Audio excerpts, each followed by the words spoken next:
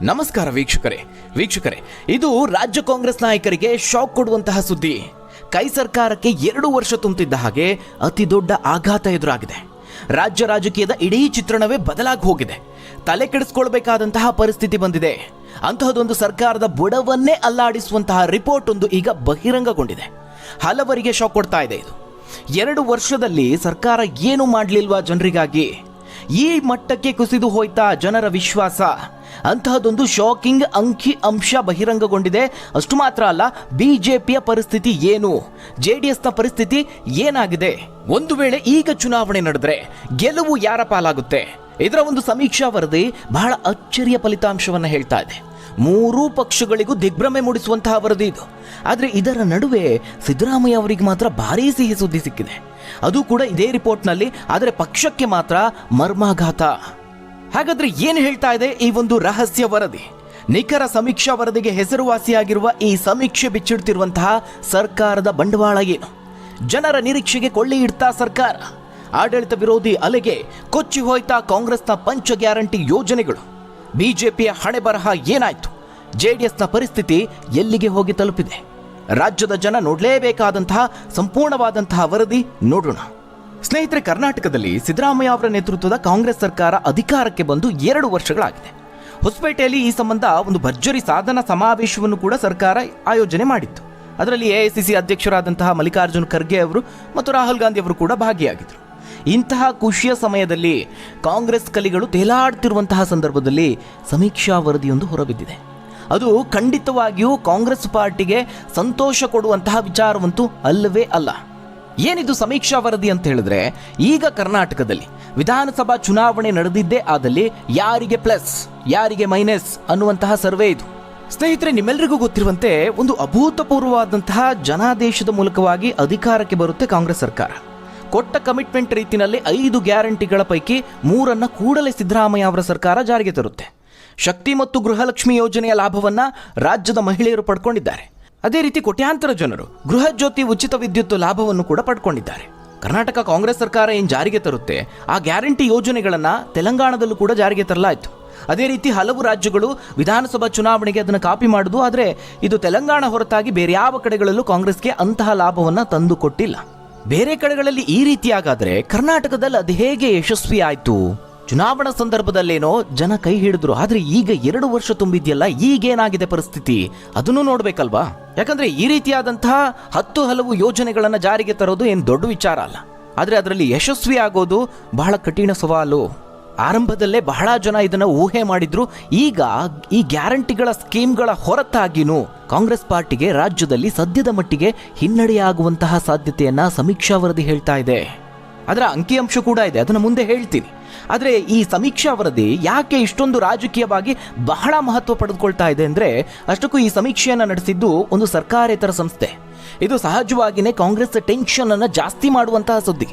ಈ ಪ್ರಸಕ್ತ ಸಂದರ್ಭದಲ್ಲಿ ಕರ್ನಾಟಕ ವಿಧಾನಸಭೆಗೆ ಒಂದು ವೇಳೆ ಚುನಾವಣೆ ನಡೆದ್ರೆ ಏನಾಗುತ್ತೆ, ಯಾರು ಗೆಲ್ತಾರೆ, ಈ ವಿಷಯವನ್ನ ಇಟ್ಕೊಂಡು ಹೈದರಾಬಾದ್ ಮೂಲದ ಪೀಪಲ್ಸ್ ಪಲ್ಸ್ ಆರ್ಗನೈಸೇಷನ್ ಅನ್ನುವ ಒಂದು ಸರ್ಕಾರೇತರ ಸಂಸ್ಥೆ ಮತ್ತೊಂದು ಸರ್ಕಾರೇತರ ಸಂಸ್ಥೆ ಆದಂತಹ ಕೊಮೊಡೋ ಟೆಕ್ನಾಲಜೀಸ್ ಅನ್ನುವ ಸಂಸ್ಥೆಯ ಜೊತೆಗೆ ಸೇರ್ಕೊಂಡು ಕರ್ನಾಟಕದ ಜಿಲ್ಲೆಗಳಲ್ಲಿ ಸಮೀಕ್ಷೆಯನ್ನು ನಡೆಸುತ್ತೆ. ಅದೇ ಸಮೀಕ್ಷೆಯ ವರದಿ ಈಗ ಬಹಿರಂಗಗೊಂಡಿರುವಂಥದ್ದು. ಆ ಸಮೀಕ್ಷೆಯ ವರದಿ ಏನು ಹೇಳ್ತಾ ಇದೆ ಅಂದರೆ, ಬಿಜೆಪಿಗೆ ಪ್ರಚಂಡ ವಿಜಯ ಅಂತ ಹೇಳ್ತಾ ಇದೆ. ಕರ್ನಾಟಕದ ಪ್ರಸಕ್ತ ಸನ್ನಿವೇಶದಲ್ಲೇನಾದರೂ ಚುನಾವಣೆ ನಡೆದ್ರೆ ಬಿಜೆಪಿ ಪ್ರಚಂಡ ಬಹುಮತದೊಂದಿಗೆ ಅಧಿಕಾರಕ್ಕೆ ಬರುತ್ತೆ ಅನ್ನುವಂತಹ ಅಂಶ ಹೊರಬಿದ್ದಿದೆ. ಇದರಲ್ಲಿ ಅಚ್ಚರಿ ಅಂದರೆ ವೀಕ್ಷಕರೇ, ಇತಿಹಾಸದಲ್ಲೇ ಬಿಜೆಪಿಗೆ ರಾಜ್ಯದಲ್ಲಿ ಬಹುಮತವನ್ನೂ ದಾಟಿ ಅತಿ ಹೆಚ್ಚು ಸ್ಥಾನ ಸಿಗುತ್ತೆ ಅಂತ ಹೇಳ್ತಾ ಇದೆ. ಕರ್ನಾಟಕ ರಾಜಕೀಯ ಇತಿಹಾಸದಲ್ಲಿ ಕಳೆದ 20 ವರ್ಷಗಳಿಂದ ಒಂದು ಪ್ರಧಾನ ಪಕ್ಷವಾಗಿದೆ ಬಿಜೆಪಿ. ಕಳೆದ 20 ವರ್ಷಗಳಲ್ಲಿ ನಡೆದಂತಹ ಚುನಾವಣೆಗಳಲ್ಲಿ 3 ಬಾರಿ ಅತಿ ದೊಡ್ಡ ಪಕ್ಷವಾಗಿ ಹೊರಹೊಮ್ಮಿದೆ. ಅದು 2004ರ ಚುನಾವಣೆ ಆಗಿರ್ಬೋದು, 2008 ಹಾಗೆ 2018. ಆದರೆ ಆ 3 ಸಂದರ್ಭಗಳಲ್ಲೂ ತನ್ನ ಸ್ವಂತ ಬಲದಲ್ಲಿ ಅಧಿಕಾರಕ್ಕೆ ಬರೋದಕ್ಕೆ ಸಾಧ್ಯವಾಗಲಿಲ್ಲ. ಅಂದರೆ 224 ಸೀಟ್ಗಳಲ್ಲಿ ಅಧಿಕಾರ ಹಿಡಿಬೇಕು ಅಂತ ಹೇಳಿದ್ರೆ 113 ಸ್ಥಾನಗಳನ್ನು ಗಳಿಸಬೇಕು. ಆದರೆ ಅದನ್ನು ಗಳಿಸೋದಕ್ಕೆ ಬಿಜೆಪಿಗೆ ಆ 3 ಚುನಾವಣೆಗಳಲ್ಲೂ ಸಾಧ್ಯವಾಗಲಿಲ್ಲ. ಆದರೆ ಈಗ ಚುನಾವಣೆ ನಡೆದರೆ 136ರಿಂದ 159 ಸೀಟ್ಗಳು ಬಿಜೆಪಿಗೆ ಬರುತ್ತೆ. ಇತಿಹಾಸದಲ್ಲೇ ಮೊದಲ ಬಾರಿಗೆ ಬಿಜೆಪಿ ಸ್ವಂತ ಬಲದ ಮೇಲೆ ಕರ್ನಾಟಕದಲ್ಲಿ ಅಧಿಕಾರಕ್ಕೆ ಬಂದಂತಾಗುತ್ತೆ ಅಂತ ಈ ಸಮೀಕ್ಷೆ ಹೇಳ್ತಾ ಇದೆ. ಇದ್ಯಾವುದೋ ಎಲ್ಲೋ ಸುಮ್ಮನೆ ಕುತ್ಕೊಂಡು ಸಿದ್ಧಪಡಿಸಿದಂತಹ ಸಮೀಕ್ಷಾ ವರದಿ ಏನಲ್ಲ. ಈ ಸಮೀಕ್ಷೆಯಲ್ಲಿ ಹಲವು ಜಿಲ್ಲೆಗಳ ಆಯ್ದ 10,481 ಮತದಾರರ ಅಭಿಪ್ರಾಯಗಳನ್ನು ಕ್ರೋಢೀಕರಿಸಿ ನಡೆಸಿದಂತಹ ಒಂದು ಸಮೀಕ್ಷೆ ಇದು. ಇದರ ಪ್ರಕಾರವಾಗಿ ಬಿಜೆಪಿಗೆ 136ರಿಂದ 159 ಸ್ಥಾನ ಆದರೆ ಕಾಂಗ್ರೆಸ್ ಪಾರ್ಟಿ 62ರಿಂದ 82 ಸ್ಥಾನಕ್ಕೆ ತೃಪ್ತಿ ಪಡಬೇಕಾಗುತ್ತೆ ಅಂತ ವರದಿಯಲ್ಲಿ ಹೇಳಲಾಗಿದೆ. ಅಂದ್ರೆ ಈ ಸಮೀಕ್ಷಾ ವರದಿಯ ಪ್ರಕಾರವಾಗಿ ಕಳೆದ ವಿಧಾನಸಭಾ ಚುನಾವಣೆಗೆ ತದ್ವಿರುದ್ಧವಾದಂತಹ ಒಂದು ಫಲಿತಾಂಶ ಅಂತ ಹೇಳ್ಬೋದು. ಈಗ ಪ್ರಶ್ನೆ ಮೂಡುವಂಥದ್ದು, ಯಾಕೆ ಹೀಗಾಯ್ತು? ಉಲ್ಟಾ ಪಲ್ಟಾ ಆಗುವಂತಹ ಪರಿಸ್ಥಿತಿ ಯಾಕೆ ಬಂತು? ಅಷ್ಟಕ್ಕೂ ನಾವು ನಿಜವಾಗ್ಲೂ ನೋಡೋಕೆ ಹೋದ್ರೆ ಕಳೆದ 2 ವರ್ಷಗಳಲ್ಲಿ ರಾಜ್ಯದಲ್ಲಿ ನಡೆದಂತಹ ಚುನಾವಣೆಗಳಲ್ಲಿ ಕಾಂಗ್ರೆಸ್ ಬಹಳ ಉತ್ತಮವಾದಂತಹ ಸಾಧನೆಯನ್ನೇ ಮಾಡಿದೆ. ರಾಜ್ಯದಲ್ಲಿ ಕಳೆದ ಲೋಕಸಭಾ ಚುನಾವಣೆಯಲ್ಲಿ ನಿರೀಕ್ಷೆ ಮಾಡಿದಷ್ಟು ಸ್ಥಾನ ಬರದೇ ಇರಬಹುದು, ಆದರೆ 9 ಸ್ಥಾನವನ್ನ ಪಡೆದುಕೊಳ್ಳುತ್ತೆ. ಇದಾದ ನಂತರದಲ್ಲಿ 3 ಅಸೆಂಬ್ಲಿ ಚುನಾವಣೆಯಲ್ಲಿ 3ಕ್ಕೆ 3 ಗೆಲ್ಲುತ್ತೆ. ಇದರಲ್ಲಿ 2 NDA ಮೈತ್ರಿಕೂಟದ ಸೀಟ್ ಆಗಿತ್ತು ಅನ್ನೋದು ಗಮನಿಸಬೇಕಾದಂತಹ ವಿಚಾರ. ಈ ರೀತಿಯ ಪರಿಸ್ಥಿತಿಯಿಂದ 2 ವರ್ಷ ಕಳೀತಿದ್ದ ಹಾಗೆ ಎಲ್ಲವೂ ಉಲ್ಟಾ ಪಲ್ಟಾ ಆಗಿದೆ. ಅಧಿಕಾರದಲ್ಲಿದ್ದರೂ ಕೂಡ ಕಾಂಗ್ರೆಸ್ ಈಗೇನಾದ್ರೂ ಚುನಾವಣೆ ಆದರೆ ಕೇವಲ 62ರಿಂದ 82 ಸ್ಥಾನಗಳನ್ನು ಗಳಿಸಬಹುದಷ್ಟೇ ಅಂತ ಹೇಳ್ತಾ ಇರೋದು. ಕೇವಲ ಸ್ಥಾನಗಳು ಮಾತ್ರ ಅಲ್ಲ, ಕಳೆದ ವಿಧಾನಸಭಾ ಚುನಾವಣೆಗೆ ಹೋಲಿಸಿದ್ರೆ ಕಾಂಗ್ರೆಸ್ ಪಕ್ಷ ವೋಟ್ ಶೇರಿಂಗ್ನಲ್ಲಿ 40.3% ಇಳಿಯುತ್ತೆ ಅಂತ ಈ ಸಮೀಕ್ಷಾ ವರದಿ ಹೇಳಿದೆ.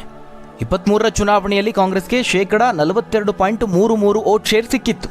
ಅಂದ್ರೆ ವೋಟ್ ಶೇರಿಂಗ್ ವಿಚಾರದಲ್ಲೂ 2% ಕುಸಿತವನ್ನ ಕಾಂಗ್ರೆಸ್ ಪಕ್ಷ ಕಾಣುತ್ತೆ ಅಂತ ಹೇಳ್ತಾ ಇದೆ. ಹಾಗಾದ್ರೆ ಆಡಳಿತಾರೂಢ ಕಾಂಗ್ರೆಸ್ಗೆ ಈ ಮಟ್ಟದಲ್ಲಿ ಹಿನ್ನಡೆ ಆಗೋದಕ್ಕೆ ಕಾರಣ ಏನು? ಅದನ್ನು ಸಹ ಸಮೀಕ್ಷಾ ವರದಿ ಉಲ್ಲೇಖ ಮಾಡಿದೆ. ರಾಜ್ಯಾದ್ಯಂತ ಇದ್ದಿರುವಂತಹ ಆಡಳಿತ ವಿರೋಧಿ ಅಲೆನೇ ಇದಕ್ಕೆ ಕಾರಣ ಅಂತ ವರದಿ ಉಲ್ಲೇಖ ಮಾಡಿದೆ. ಪ್ರಮುಖವಾಗಿ ಈ ಸಮೀಕ್ಷಾ ವರದಿ ವಿರೋಧ ಪಕ್ಷ ಬಿಜೆಪಿಗೆ ಬೂಸ್ಟ್ ನೀಡುವಂತಹ ವರದಿ. ಅದರ ಸಾರಾಂಶ ಸ್ಪಷ್ಟವಾಗಿದೆ. ಈಗಿನ ರಾಜ್ಯದ ರಾಜಕೀಯ ಸ್ಥಿತಿಗತಿ ಬಿಜೆಪಿ ಪರವಾಗಿದೆ ಅನ್ನೋದು. ಸ್ನೇಹಿತರೆ, ಇದು ಬಿಜೆಪಿ ಹಾಗೆ ಕಾಂಗ್ರೆಸ್ನ ಕಥೆ. ಆದರೆ ಇನ್ನು ಜೆಡಿಎಸ್ನ ಕಥೆ ಏನು? ನಿಮ್ಮೆಲ್ಲರಿಗೂ ಗೊತ್ತಿರುವಂತೆ ಕಳೆದ ಲೋಕಸಭಾ ಚುನಾವಣೆಯ ಸಂದರ್ಭದಲ್ಲಿ ಬಿಜೆಪಿ ಜೊತೆಗೆ ಜೆಡಿಎಸ್ ಮೈತ್ರಿ ಮಾಡಿಕೊಳ್ಳುತ್ತೆ. ಈಗಲೂ ಕೂಡ ಅದೇ ಮೈತ್ರಿಯಲ್ಲಿ ಮುಂದುವರೆದಿದೆ. ಈಗ ಚುನಾವಣೆ ಆದರೆ ಜೆಡಿಎಸ್ ಪಕ್ಷಕ್ಕೆ 3ರಿಂದ 6 ಸೀಟ್ಗಳನ್ನು ಗೆಲ್ಲಬಹುದಷ್ಟೇ ಅಂತ ಸಮೀಕ್ಷೆಯಲ್ಲಿ ಹೇಳಲಾಗಿದೆ. ಇದು ಮಾತ್ರ ಅಲ್ಲ ವೀಕ್ಷಕರೇ, ಹಲವು ಇಂಟ್ರೆಸ್ಟಿಂಗ್ ಸಂಗತಿಗಳು ಈ ಸಮೀಕ್ಷಾ ವರದಿಯಲ್ಲಿ ಉಲ್ಲೇಖ ಆಗಿದೆ.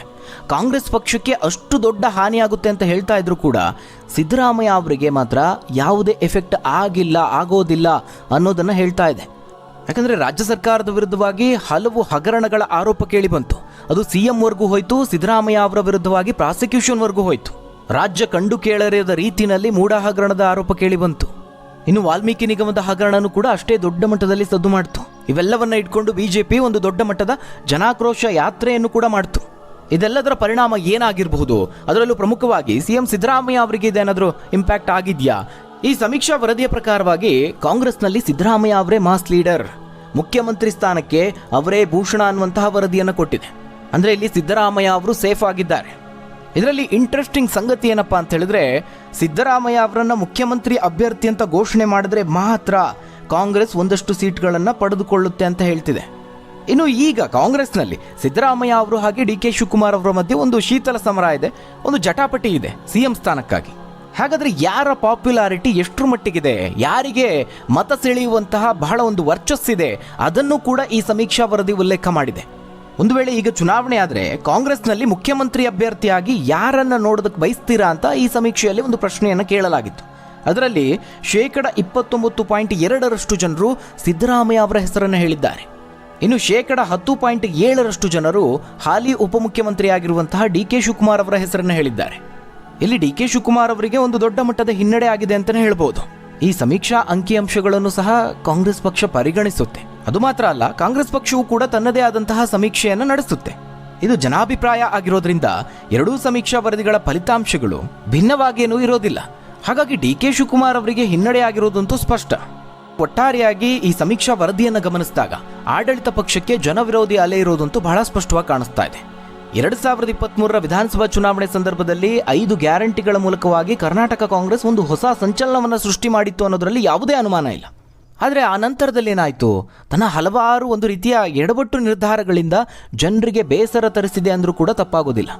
ಒಂದು ಕಡೆ ಅಭಿವೃದ್ಧಿ ಇಲ್ಲ ಅಂತ ಪಕ್ಷದ ಶಾಸಕರೇ ಹೇಳ್ತಿದ್ದಾರೆ, ಆದರೆ ಅವರೆಲ್ಲರ ಬಾಯಿ ಮುಚ್ಚಿಸುವಂತಹ ಕೆಲಸಗಳಾಯಿತು. ಅದರ ಜೊತೆಗೆ ಒಂದಷ್ಟು ಹಗರಣಗಳ ಆರೋಪ, ವಾಲ್ಮೀಕಿ ನಿಗಮದ ಹಗರಣ ಆಗಿರ್ಬೋದು, ಮೂಢ ಹಗರಣ ಆಗಿರಬಹುದು. ಅದರಲ್ಲೂ ಮೂಢ ಹಗರಣ ರಾಷ್ಟ್ರ ಮಟ್ಟದಲ್ಲಿ ಸದ್ದು ಮಾಡ್ತು, ರಾಜ್ಯಾದ್ಯಂತ ಒಂದು ಅಲ್ಲೋಲ ಕಲ್ಲೋಲವನ್ನೇ ಸೃಷ್ಟಿ ಮಾಡ್ತು, ಸರ್ಕಾರಕ್ಕಂತೂ ಭಾರಿ ಮುಜುಗರವನ್ನು ತಂದೊಡ್ಡಿತ್ತು. ಇನ್ನು ವಾಲ್ಮೀಕಿ ನಿಗಮದ ಹಗರಣ ಏನಾಯಿತು ಅನ್ನೋದು ನಿಮ್ಮೆಲ್ಲರಿಗೂ ಗೊತ್ತು. ಸಚಿವ ಬಿ ನಾಗೇಂದ್ರ ಅವರ ರಾಜೀನಾಮೆ ಕಾರಣ ಆಯಿತು. ಇದಾದ ನಂತರದಲ್ಲಿ ಸರ್ಕಾರದ ಬೊಕ್ಕಸವನ್ನು ತುಂಬಿಸುವುದಕ್ಕೆ ಬೇರೆ ಬೇರೆ ರೀತಿಯಲ್ಲಿ ಬೆಲೆ ಏರಿಕೆಯನ್ನು ಕೂಡ ಮಾಡಲಾಯಿತು. ಇದನ್ನು ಜನ ಸೂಕ್ಷ್ಮವಾಗಿ ಗಮನಿಸಿದ್ದಾರೆ. ಯಾಕಂದ್ರೆ ಒಂದು ಕೈಯಲ್ಲಿ ಕೊಟ್ಟು ಇನ್ನೊಂದು ಕೈಯಲ್ಲಿ ತಗೊಳ್ಳೋದು ಅಂತ ಹೇಳಿದ್ರೆ ಸಾಮಾನ್ಯ ಜನಕ್ಕೂ ಅರ್ಥ ಆಗುವಂತಹ ವಿಚಾರ. ಅಂದ್ರೆ ಸರ್ಕಾರ ಬಂದ ಮೇಲೆ ಏನಾಯ್ತು, ಜನರ ಪರಿಸ್ಥಿತಿ ಏನಾದರೂ ಸುಧಾರಿಸಿದ್ಯಾ, ಇದು ಬಹಳ ಮುಖ್ಯ ಆಗುತ್ತೆ. ರಾಜ್ಯದಲ್ಲಿ ಕಾಂಗ್ರೆಸ್ ಅಧಿಕಾರಕ್ಕೆ ಬಂದ ನಂತರದಲ್ಲಿ ಅಂತಹದೇನು ಬದಲಾವಣೆ ಆಗಿಲ್ಲ. ಹೀಗಾಗಿನೇ ಈ ಸಮೀಕ್ಷೆಯಲ್ಲಿ ಏನು ವರದಿ ಬಂದಿದೆ, 2 ವರ್ಷಗಳ ಕಾಂಗ್ರೆಸ್ ಆಡಳಿತ ನಮಗೆ ತೃಪ್ತಿ ತಂದಿಲ್ಲ ಅಂತ ಜನ ಅದರಲ್ಲಿ ಹೇಳಿದ್ದಾರೆ. ಇನ್ನು ಬಿಜೆಪಿ ಕೂಡ ತಕ್ಕ ಮಟ್ಟಿಗೆ ಸರ್ಕಾರದ ವೈಫಲ್ಯಗಳನ್ನ ಜನರ ಮುಂದೆ ಇಡೋದಕ್ಕೆ ಇತ್ತೀಚಿನ ದಿನಗಳಲ್ಲಿ ಒಂದಷ್ಟು ಪ್ರಯತ್ನ ಮಾಡಿದೆ ಅಂತ ಹೇಳ್ಬೋದು. ಶುರುವಿನ 1 ವರ್ಷ ಏನಿತ್ತು ಅದನ್ನ ಬಿಜೆಪಿ ಸ್ವತಃ ಹಾಳು ಮಾಡಿಕೊಳ್ತು. ಆದರೆ ಇತ್ತೀಚೆಗೆ ಸ್ವಲ್ಪ ಆಕ್ಟಿವ್ ಆಗಿದೆ, ಜನರ ಧ್ವನಿ ಆಗ್ತಾ ಇದೆ ಅಂತ ಹೇಳ್ಬೋದು. ಅತ್ತ ಹೊಸಪೇಟೆಯಲ್ಲಿ ರಾಜ್ಯ ಕಾಂಗ್ರೆಸ್ ಸಾಧನಾ ಸಮಾವೇಶವನ್ನು ಮಾಡ್ತಿದ್ದ ಹಾಗೆ ಅದಕ್ಕೆ ಬಿಜೆಪಿ ಕೌಂಟರ್ ಕೊಡೋ ರೀತಿಯಲ್ಲಿ ಕರ್ನಾಟಕ ಲೂಟಿ ಕಾಂಗ್ರೆಸ್ ಡ್ಯೂಟಿ ಅನ್ನುವಂತಹ ಪೋಸ್ಟರ್ ಅನ್ನು ಬಿಡುಗಡೆ ಮಾಡುತ್ತೆ. ಒಂದು ವಿಭಿನ್ನವಾದಂತಹ ಪ್ರಯತ್ನಕ್ಕೆ ಕೈ ಹಾಕುತ್ತೆ. ಸರ್ಕಾರದ ವ್ಯಾಪಕವಾದಂತಹ ಭ್ರಷ್ಟಾಚಾರ, ಬೆಲೆ ಏರಿಕೆ, ಹಿಂದೂ ಕಾರ್ಯಕರ್ತರ ಹತ್ಯೆಗಳು, ಇವುಗಳೇ ಕಾಂಗ್ರೆಸ್ ಸರ್ಕಾರದ ಸಾಧನೆಯೇನಾ ಅಂತ ಬಿಜೆಪಿ ಪ್ರಶ್ನೆ ಮಾಡಿದೆ. ಕಾಂಗ್ರೆಸ್ ಶಾಸಕರು ಅಭಿವೃದ್ಧಿ ಕಾರ್ಯಗಳು ಸ್ಥಗಿತಗೊಂಡಿದೆ ಅಂತ ದೂರ್ತಾ ಇದ್ದಾರೆ. ಯಾವ ಸಚಿವರಲ್ಲೂ ಉತ್ಸಾಹ ಇಲ್ಲ ಅಂತ ಬಿಜೆಪಿ ಟೀಕೆ ಮಾಡಿದೆ.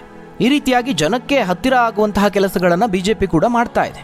ಸ್ನೇಹಿತರೆ, ಇನ್ನು ಈ ವರದಿಯ ಬಗ್ಗೆ ಗಮನಿಸಬೇಕಾದಂತಹ ಮತ್ತೊಂದು ವಿಚಾರ ಅಂದರೆ, ಇತ್ತೀಚೆಗೆ ನಡೆದಂತಹ ಆಪರೇಷನ್ ಸಿಂಧೂರ ಏನು ನಡೀತು, ಅದೇ ಸಮಯದಲ್ಲಿ ಈ ಒಂದು ಸಮೀಕ್ಷೆ ಜನರ ನಾಡಿ ಮಿಡಿತವನ್ನು ಸೆರೆ ಹಿಡಿದಿರುವಂಥದ್ದು. ಏಪ್ರಿಲ್ 17ರಿಂದ ಮೇ 18ರ ಅವಧಿಯಲ್ಲಿ ಜನರ ನಾಡಿ ಮಿಡಿತವನ್ನ ಅರಿತು ಹೊರತಂದಂತಹ ಸಮೀಕ್ಷೆ ಇದಾಗಿದೆ. ಅಂದ್ರೆ ಪಹಲ್ಗಾಮ್ ದಾಳಿ ಆದ ನಂತರದ ಆಪರೇಷನ್ ಸಿಂಧೂರ್ ಕಾರ್ಯಾಚರಣೆಯ ಸಂದರ್ಭದಲ್ಲಿ ಸಿದ್ಧಪಡಿಸಲಾದಂತಹ ಸರ್ವೆ ಇದಾಗಿದೆ.